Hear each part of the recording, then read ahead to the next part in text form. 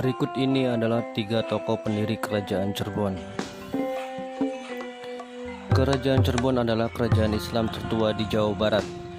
Kerajaan ini didirikan oleh 3 tokoh utama pendiri Cirebon, yaitu Brahmakari Siramana atau Ki Danusela, Pangeran Walangsungsang atau Cakrabuana, dan Syarif Hidayatullah atau Sunan Gunung Jati. Ki Danusela sejatinya seorang ekonom karena ia terbiasa dengan urusan ekspor dan impor. Sementara Pangeran Walangsungsang sebetulnya orang yang ahli dalam manajemen pemerintahan dan militer. Sementara Syarif Hidayatullah atau Sunan Gunung Jati adalah ahli politik ulung dan juga sebagai ahli agama yang luas. Brahmakari Siramana atau yang lebih populer disebut Ki Gede Alang-Alang atau juga yang mempunyai nama lain Ki Danusela adalah orang yang mula-mula membuka perkampungan di Cirebon. Sebelumnya, Cirebon hanya daerah hutan pesisir yang banyak ditumbuhi alang-alang atau rerumputan. Oleh Ki Danusela, tempat tersebut dijadikan perkampungan. Pada mulanya perkampungan tersebut dinamai Dukuh Tegal Alang-Alang. Karena itulah beliau dijuluki Ki Gede Alang-Alang.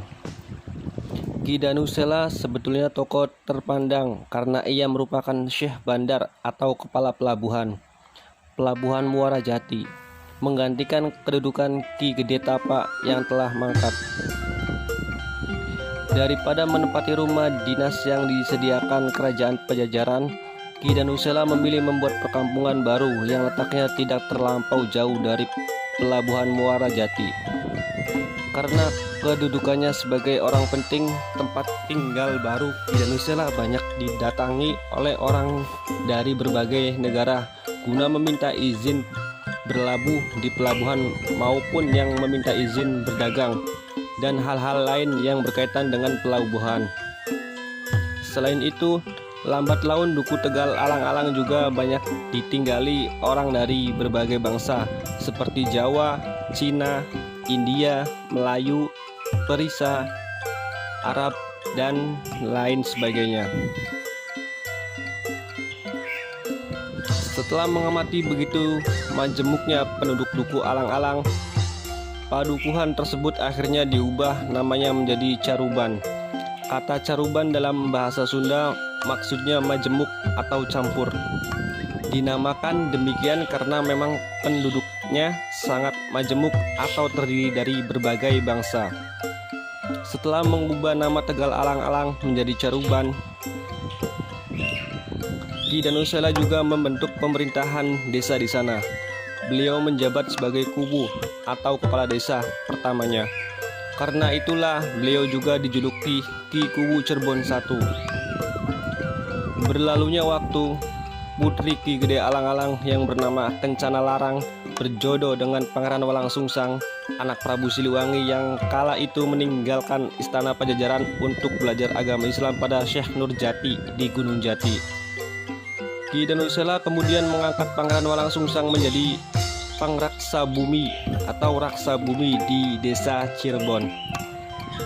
Setelah kedatangan Pangeran Walangsungsang, Caruban berubah menjadi desa yang sangat maju. Selanjutnya, berbarengan dengan masa pensiunnya sebagai Syekh Bandar, Ki Danusela menyerahkan kedudukan jabatan Kubu Cirebon kepada menantunya. Mulai selepas itu, yang menjabat sebagai Kubu Cirebon adalah Pangeran Walangsungsang. Suatu hari, di kerajaan Singapura sekarang Mertasinga, diputuskan pembagian harta warisan peninggalan Ki Gede Tapa. Karena Pangeran Walangsungsang adalah anak Subang Larang binti Ki Gede Tapa, maka ia pun memperoleh harta warisan ibunya.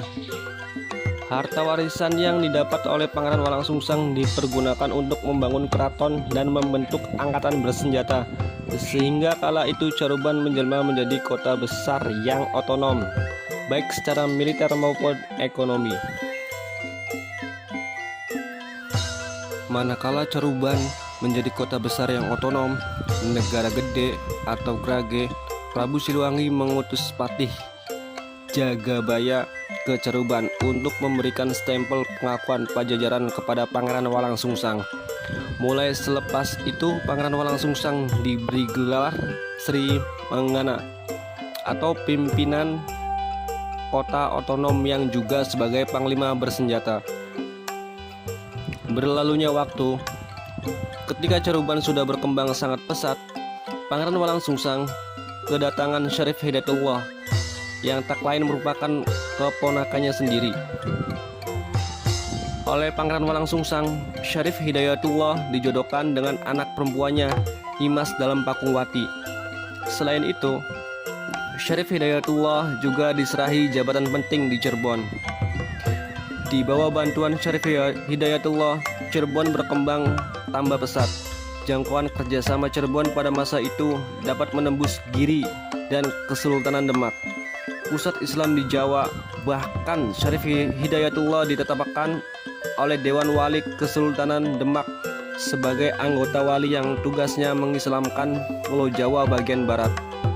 Oleh Dewan Wali, Syarif Hidayatullah diberi gelar Kanjeng Sunan Gunung Jati Panatagama ing Jawa Kulon. Mengamati perkembangan Cirebon yang semakin maju setelah kedatangan keponakannya, maka meskipun mempunyai anak laki-laki, Pangeran Walangsungsang menyerahkan kekuasaannya atas Cirebon kepada keponakannya. 2 tahun selepas diperintah oleh Syarif Hidayatullah, tepatnya pada tahun 1479 Masehi, Syarif Hidayatullah yang mendapat persetujuan dari uaknya Pangeran Walangsungsang membentuk Kerajaan Islam Cirebon yang merdeka dari Kerajaan Pajajaran. Mulai setelah itu, Cirebon menjelma menjadi kerajaan Islam yang pengaruhnya sangat kuat di bagian barat atau di Jawa Barat.